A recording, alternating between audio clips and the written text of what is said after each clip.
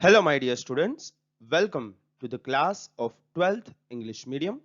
The subject is Statistics, Part 1, Chapter 1, Index Numbers, brought to you by Vitan Sir. Okay, let's finally start with the final exercise of the chapter Index Number.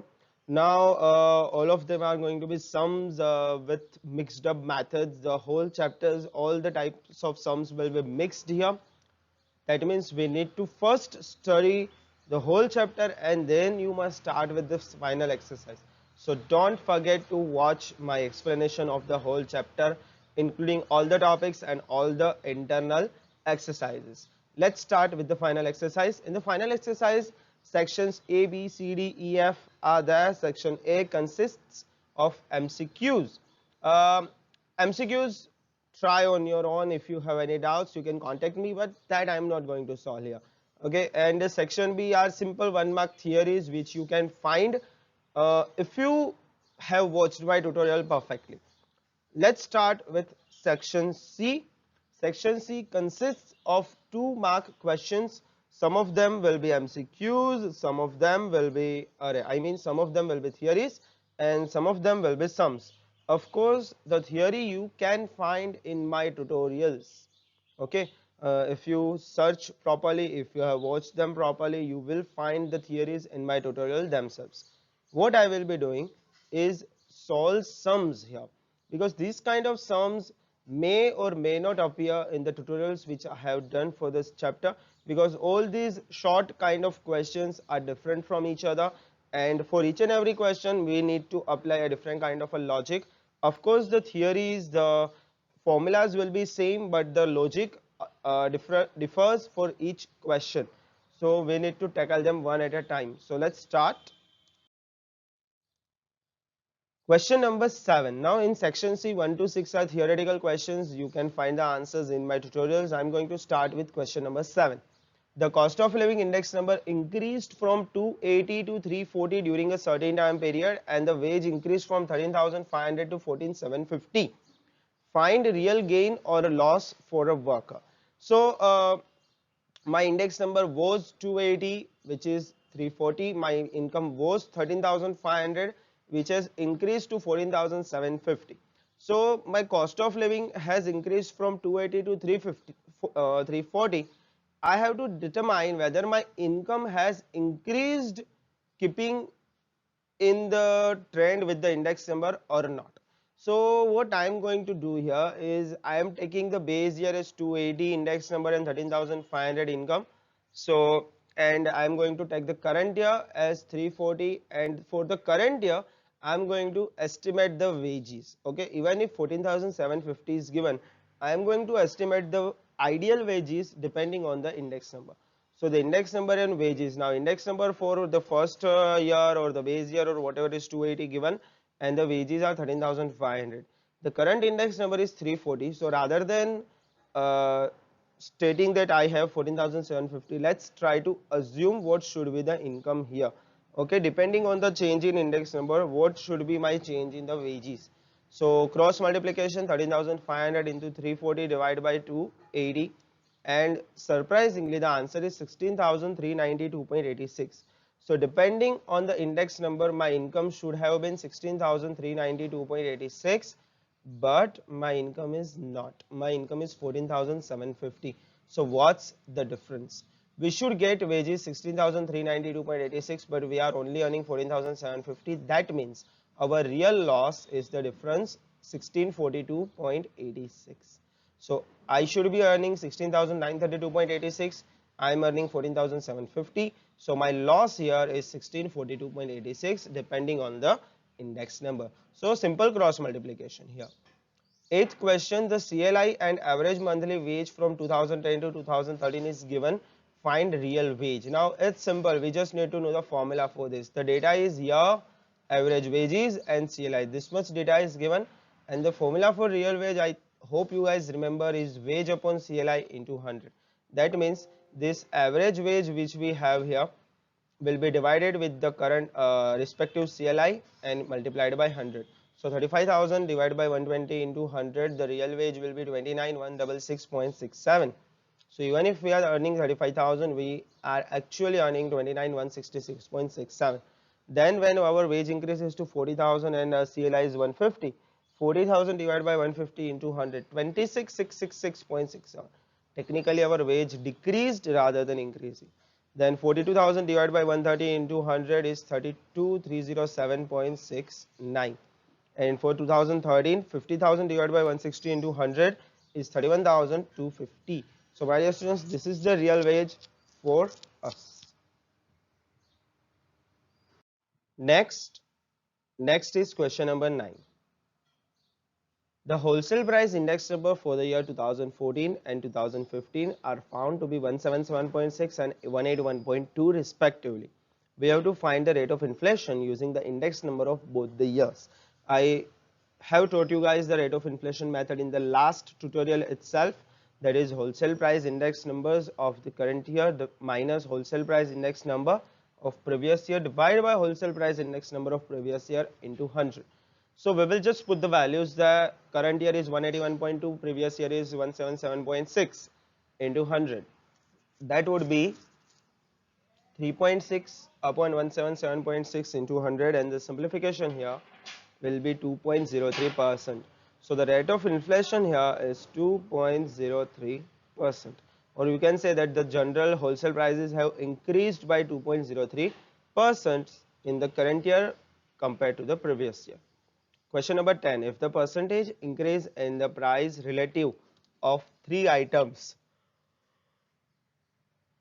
are 315, do remember increase is given 315, 328 and 390. So these are not the index number, these are the increase in the original values, and their importance is 5:7:8. Find general price index number. Now we have to prepare a table here. Let's name the items or the items as ABC. The index numbers they have increased by these values, so we will just add 100.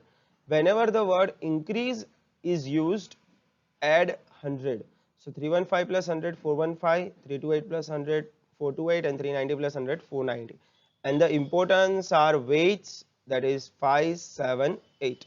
Just multiply weights with the index number and you get 2075, 2995 and 3920. Next we calculate the total of weights and the weighted index number values, and then general index number is summation IW upon summation W. We know that wherever weight is directly given, always use IW upon W. Here the method is not given, we have to decide which method to use. So IW is 8991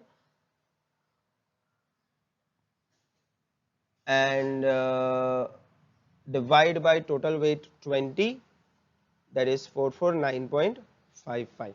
So this is the index number, and to write a statement here, the rise of 349.55, because from 449.55 we will deduct 100 in the current year compared to the base year. So general price index number has risen from 349.55%, okay, from base year to current year.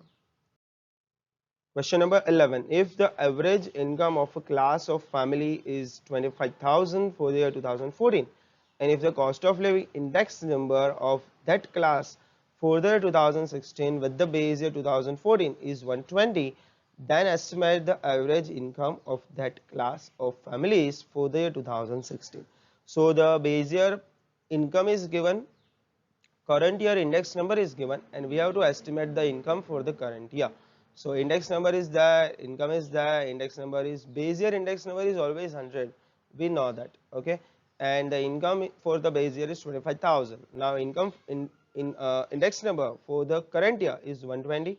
We have to calculate income for the current year. So 25,000 into 120 divided by 100, it's 30,000. So we can just write a statement that the average income of the class of family in the year 2016 should be 30,000. So the current year average income should be 30,000 rupees. Next, question number 12. The average monthly income of a worker was rupees 16,000 in the year 2015, and it increased to 20,000 in the year 2016. Find index number of income for the year 2016 with the base year 2015. Now, if you look at this question, it's a simple index number question where you need to calculate index number of income. So, income index number is income of current year divided by income of base year into 100. So simple, okay, nothing difficult is that. 2 years incomes are given and we need to calculate index number, simple as that. So income of current year 20,000 divided by income of base year 16,000 into 100, that is index number 125. So the income index number for the year 2016 with the base year 2015 will be 125. A very easy question. Question number 13. If the production of an item increased by 9.5 times in the year 2016 as compared to the base year, find the index number of the production for the year 2016. Now here you need to remember that the production of an item has increased. Increased means add 100 by 9.5 times, and whenever the times word is used, we have to multiply with 100. So times means multiply with 100 and increase means add 100. Thus what we are going to do, index number here will be 9.5, because it is times, we will multiply it with 100 because the base value is always 100, and increased, so we will add 100. So 9.5 into 100 is 180 and add 100 will make it 280. So basically the index number for the year 2016 is 280. So the production index number for the year 2016 with the base year will be 280. These are very small 2-mark questions which you can solve in just 1 or 2 minutes if you know the method. Okay, so these sums don't take up a lot of time in calculations. The time it takes is for deciding which method to use. So if you are very fluent, you are very well versed with the various formulas and methods and techniques, these sums will be piece of cake. Question number 14 and the last question of this section. If last year's index number is 221.5 and Fisher's index number is 222, find Paget's index number. Now here we need to know the formula for Fisher's index number. That is, Fisher's index number is last year's index number into Paget's index number whole root. In this, add the values, that is 222 is equal to 221.5 into Paget's index number whole root. Now to cancel out this root from here, we convert this root into a square on the opposite side.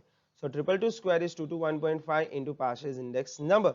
Now the square of this value is 49,284, and then you take this 221.5 on the opposite side and divide it. So that would be the Paget's index number. So when you divide this value, you get the answer 222.50. So the Paget's index number for the year 2000, okay, sorry, no year is there. The Paget's index number will be 222.50. Simple. You just need to know the formula. So with this, section C has ended. Next time I will solve the sums of section D. But before that, don't forget to write these answers in your notes along with the theories, along with section A and section B. Let me know if you have any doubts in them. Thank you very much. I will see you next time. Welcome students to With Answers Unacount Academy. That's better way to success for you. I am Vitan Vora and I teach accountancy, statistics and social science. You can contact me on my cell number 919426310184. Please give a sub to my channel and also check out my other video playlist which you can see on the screen. Thank you and I will see you in the next video.